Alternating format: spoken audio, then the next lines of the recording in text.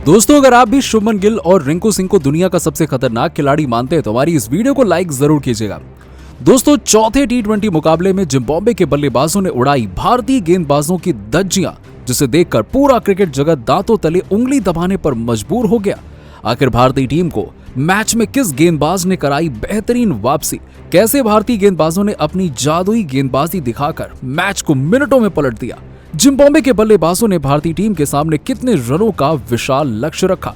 किस गेंदबाज ने लिए सबसे अधिक विकेट? कैसे दोनों टीमों के बीच ये मुकाबला रोंगटे खड़े कर देने वाला मुकाबला बन गया? अब तक खेले गए रोमांचक मुकाबले की पूरी हाईलाइट हम आपको दिखाएंगे, लेकिन उससे पहले आपको क्या लगता है, भारतीय टीम ये सीरीज जीत पाएगी या फिर नहीं? नीचे कॉमेंट सेक्शन में जरूर बताइएगा। दोस्तों, भारत और जिम्बाब्वे के बीच चौथा टी20 मुकाबला हरारे के मैदान पर खेला गया।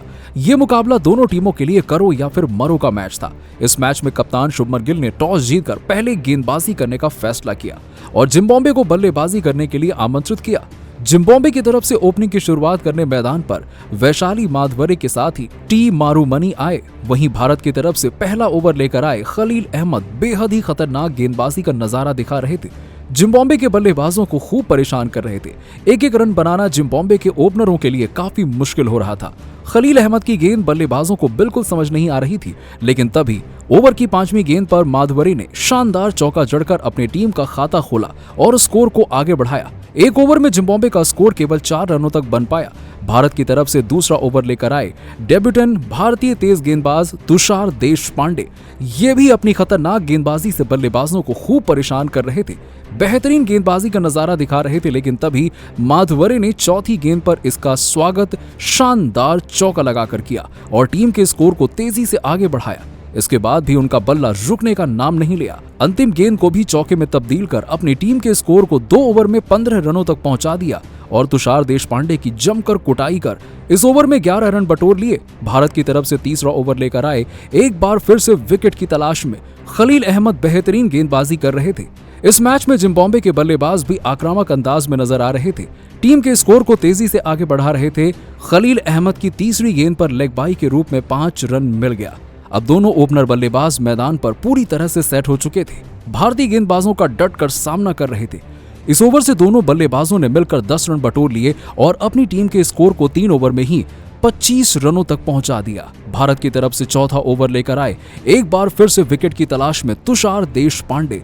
इनका स्वागत एक बार फिर से मारूमनी ने दूसरी गेंद पर शानदार चौका लगाकर किया। दोनों अपने बल्लेबाजी से शानदार बैटिंग दिखा रहे थे। भारतीय टीम को लगातार विकेट की तलाश थी, लेकिन गेंदबाजों के हाथ एक भी विकेट नहीं लग पा रहा था। कप्तान शुभमन गिल भी इन दोनों की बैटिंग देखकर हैरान और परेशान हो चुके थे। वहीं पे देशपांडे के ओवर की अंतिम गेंद पर माधुमनी ने शानदार चौका लगाकर इस ओवर से भी दोनों बल्लेबाजों ने कुल मिलाकर 10 रन जैसे तैसे करके बटोर लिए और अपनी टीम के स्कोर को 4 ओवर में 35 रनों तक पहुंचा दिया। विकेट की तलाश में कप्तान शुभमन गिल ने बॉलिंग स्पेल में बदलाव भी जरूर किया। तेज गेंदबाज को हटाकर गेंद स्पिनर रवि बिश्नोई को थमाई और रवि खतरनाक गेंदबाजी का नजारा दिखा रहे थे। अपनी फिरकी से जिम्बाब्वे बल्लेबाजों को खूब परेशान कर रहे थे। एक एक रन के लिए इस ओवर में जिम्बाब्वे के बल्लेबाज तरस रहे थे, लेकिन तभी तीसरी गेंद पर मारूमानी ने रवि बिश्नोई को शानदार चौका जड़ दिया और उनका स्वागत किया। साथ ही साथ टीम के स्कोर को रॉकेट की रफ्तार से आगे की तरफ बढ़ा दिया। लेकिन उसके बाद रवि बिश्नोई ने बेहतरीन गेंदबाजी की और एक भी रन नहीं दिया। 5 ओवर में जिम्बाब्वे का स्कोर 39 रनों तक पहुंच गया। कप्तान शुभमन गिल पावर प्ले का अंतिम ओवर फेंकने के लिए उन्होंने गेंद थमाई वॉशिंगटन सुंदर को। वॉशिंगटन सुंदर खतरनाक गेंदबाजी का नजारा दिखा रहे थे।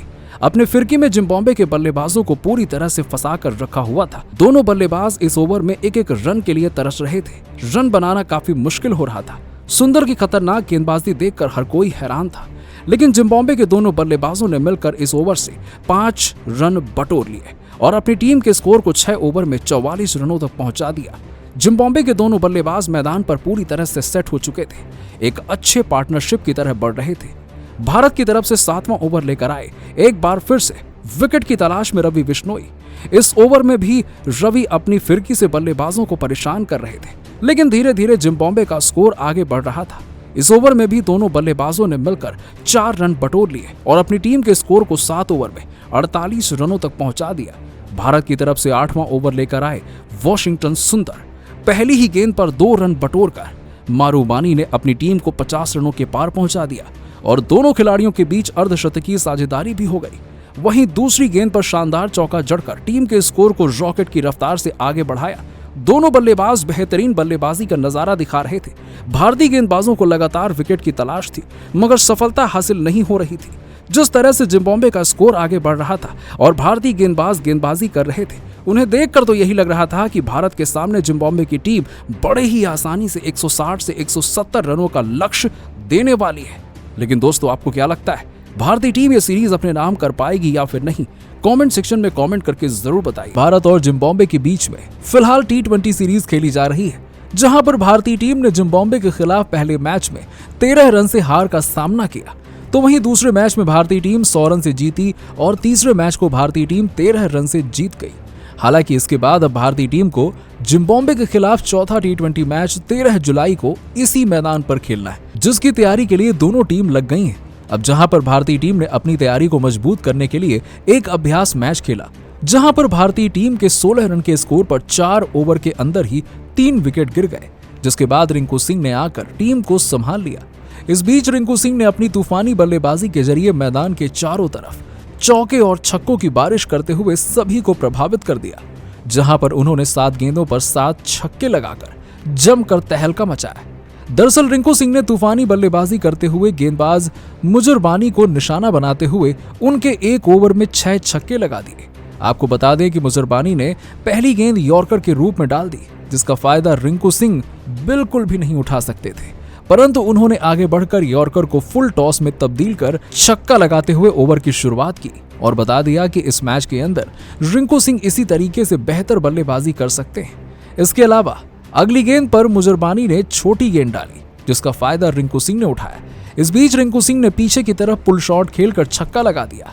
इतना ही नहीं, रिंकू सिंह ने गेंदबाज मुजरबानी के सामने डाली गई लंबी गेंद का फायदा उठाकर मिड विकेट के ऊपर से लंबा छक्का लगाया और इसी तरीके से बेहतर बल्लेबाजी करते हुए लगातार 3 गेंद पर 3 छक्के लगाकर अपने छक्कों की हैट्रिक पूरी कर ली। हालांकि जब चौथी गेंद डाली गई तो रिंकू सिंह ने काफी बेहतरीन बल्लेबाजी करते हुए बाउंसर पर पीछे की तरफ छक्का लगा दिया और बताया कि उनके पास तकनीक से बल्लेबाजी करने की क्षमता भी है। और इसके अलावा ओवर की 5वीं गेंद पर जब मुजरबानी ने विकेट लेने की कोशिश करी तो रिंकू सिंह ने एक हाथ से ही मिड विकेट के ऊपर से छक्का लगा दिया और गेंदबाज को काफी कुछ सोचने पर मजबूर कर दिया कि आखिरकार किसके सामने गेंद डाल रहे हो जनाब। ऐसे में जब इस गेंदबाज ने अंतिम गेंद डालने का प्रयास किया तो ये गेंद यॉर्कर की जगह फुल टॉस पर चली गई और इस फुल टॉस को रिंकू सिंह ने सामने की तरफ सीधा उसे छक्के में बदल दिया।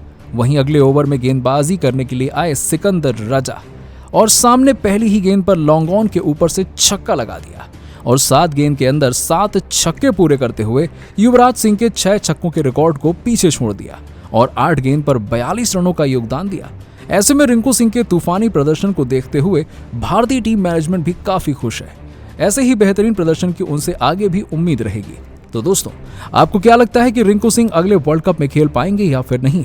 अपनी राय नीचे हमें कमेंट बॉक्स में जरूर दीजिएगा। दोस्तों, जैसे कि आपको पता है, भारतीय टीम ने हाल ही में T20 वर्ल्ड कप को अपने नाम किया था, जिसके बाद पूरी दुनिया इस समय भारतीय टीम की काफ़ी तारीफ कर रही है। इस बीच BCCI ने भी 125 करोड़ का इनाम भारतीय टीम को दिया, जहां पर कोच राहुल द्रविड़ को 5 करोड़ रुपए दिए गए। लेकिन इस बीच भारतीय टीम के कोच राहुल द्रविड़ ने अपनी इनामी रकम टीम के बाकी स्टाफ मैनेजमेंट के लोगों को दान कर दी, जिसको देखकर हर कोई उनकी तारीफ कर रहा है। ऐसे में राहुल द्रविड़ के द्वारा किए गए इस नेक कार्य को देखते हुए दुनिया भर के तमाम दिग्गजों ने दिल जीत लेने वाला बड़ा बयान जारी कर दिया है, जिसमें माइकल वान ने बयान देते हुए कहा कि आज के दिन राहुल द्रविड़ ने अपनी इनामी राशि स्टाफ को देकर जो नेक कार्य कर दिया है, उसको देखकर मैं काफ़ी ज़्यादा खुश हूँ, क्योंकि पूरे क्रिकेट जगत के अंदर कुछ ही खिलाड़ी ऐसे होते हैं जो बिना किसी स्वार्थ के क्रिकेट को खेलते हैं और क्रिकेट में अपना पूर्ण समर्पण देते हैं। उनमें से राहुल द्रविड़ एक महान खिलाड़ी हैं। इसके अलावा उन्होंने आगे बयान देते हुए कहा कि भारतीय टीम का सौभाग्य है कि इस वर्ल्ड कप के अंदर उनको राहुल द्रविड़ जैसे निस्वार्थ खिलाड़ी का योगदान मिला, जो अपनी कोचिंग के जरिए भारतीय टीम को सिर्फ चैंपियन बनाने का कार्य करने वाले थे। ऐसे में उन्होंने जो कार्य करके दिखाया है, उसको देखकर दुनिया के तमाम क्रिकेट बोर्ड और खिलाड़ी काफ़ी ज़्यादा हैरान रह गए हैं। तो वहीं सचिन तेंदुलकर ने बयान जारी करते हुए कहा है कि राहुल द्रविड़ ने जो कार्य किया है उसके लिए मैं उनका धन्यवाद देता हूं, क्योंकि उनकी कोचिंग के बिना भारतीय टीम का T20 वर्ल्ड कप को जीत पाना करना काफ़ी ज़्यादा मुश्किल था। हालांकि उन्होंने वनडे वर्ल्ड कप के अंदर भी शानदार तरीके से कोचिंग की थी,